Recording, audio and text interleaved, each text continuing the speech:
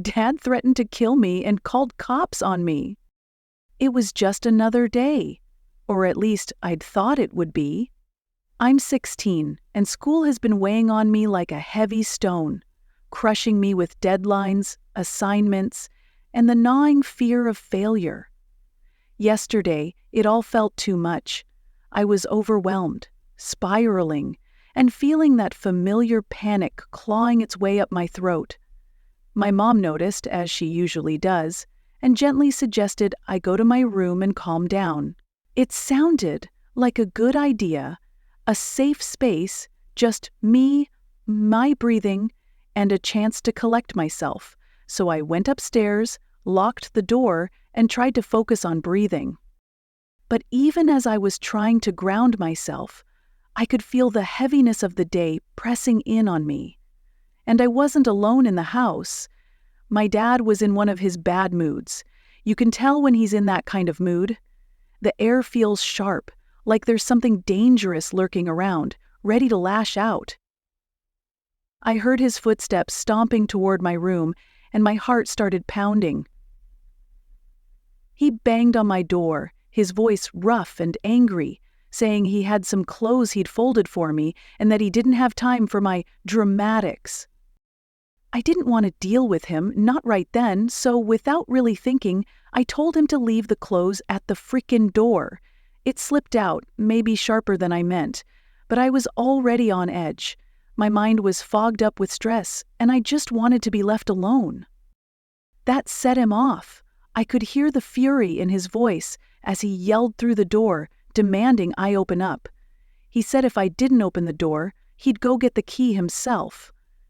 I hesitated, but I knew he'd follow through with the threat. I cracked the door open, and he stood there, anger blazing in his eyes. Before I knew what was happening, he was screaming at me, his words blurring together, a storm of rage. Then he lifted his hand, and for a terrifying second I thought he was going to hit me. But instead he put his hand down and yanked my laptop out of my hands. The one I'd been using for homework. It felt like a gut punch, but I held my ground. I fled downstairs, desperate to find my mom, hoping she could calm him down. But as I reached her, my dad followed close behind. He grabbed a broom, holding it up like a weapon, his knuckles turning white around the handle. My mom stood between us, trying to hold him back, but he was too enraged to care. I watched in horror as he glared at me, his voice a low, venomous growl as he said, "I wish I could bash your head in with this right now." His words were a punch to the gut. I could feel myself trembling, struggling to breathe. I started having a panic attack, and my mom, bless her, somehow got me out of the house. We drove around, her hand on mine, trying to soothe me as I fought to calm down.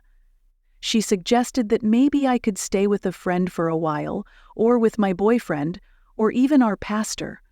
The idea sounded like a lifeline, a way to escape the chaos and tension that felt ready to swallow me whole.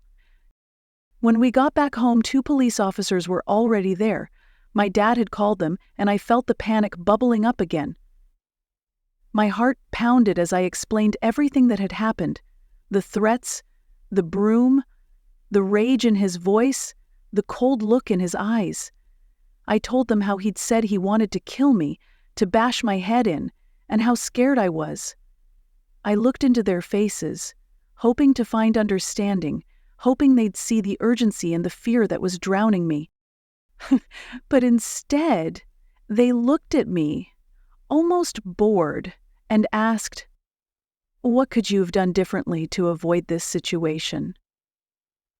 I blinked, stunned, feeling the ground shift beneath me. It was like they couldn't hear me, like they didn't want to hear me. Then another officer asked, "What have you learned from this experience?" Learn it? My dad had just threatened my life, and they wanted to know what lesson I'd taken away from it?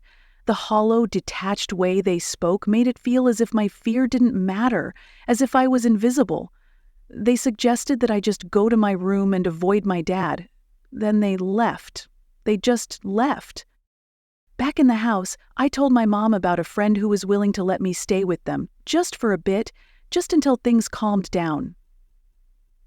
But my mom shut it down immediately, saying I wasn't going anywhere. She said we all say things we don't mean in the heat of the moment, that my dad wasn't serious about wanting to kill me. I couldn't stay there. I felt like I was going to suffocate, so I ran, bolting out of the house and down the street until I found myself at a nearby park. Heart pounding, I called the police again, telling them that I felt unsafe and that my dad had a history of physical abuse. I told them about the years of fear, of pain, of threats, and how, just that day, he had looked me in the eyes and told me he wanted to kill me. Deputy. Another deputy arrived and I repeated the story, the fear and panic leaking into every word. He went to talk to my parents and I watched as they spun their version of events, twisting the truth into something almost unrecognizable. They said my dad had only threatened to spank me with the broom and that I hadn't been taking my meds, which they implied was somehow making me dangerous. They painted me as unstable, a risk, and I could see the deputy nodding along, absorbing every lie. When he came back to me, he barely met my eyes. "You're not staying with your boyfriend tonight," he said, his tone final. I told him that wasn't even my plan, that I just didn't feel safe at home and didn't want to be hurt. He dismissed my words as if they were nothing. "It's 2 against 1, he said simply, as if that were all the proof he needed. Desperate, I told him that my mom had messaged my grandma earlier, confirming what my dad had said. I told him about friends and family who could back up my story, people who had witnessed my dad's behavior, who knew what I was living with. But he brushed me off, telling me to just go to my room and stay away from my dad. Then he gathered my parents in the living room and gave us a talk, a lecture about getting along, like we were just a normal family having a spat over dinner. The whole time, my dad stood there staring at me with that same cold, threatening look, and I could feel the anger radiating from him, even as the deputy spoke. When the officer left, it was as if every ounce of hope I'd had went with him. I felt trapped, as if I were in a cage with no escape. All I wanted was to feel safe, to be somewhere I could breathe without fear. But it felt like no one could see that, or worse, that no one cared. So now, here I am, in my room, door closed, staring at the walls and wondering what I'm supposed to do next. I'm exhausted, drained, but my mind keeps racing, running through 1,000 what-ifs. I keep thinking about what the police asked me, what I'd learned from all this, what I could have done differently. And the answer, it turns out, is nothing.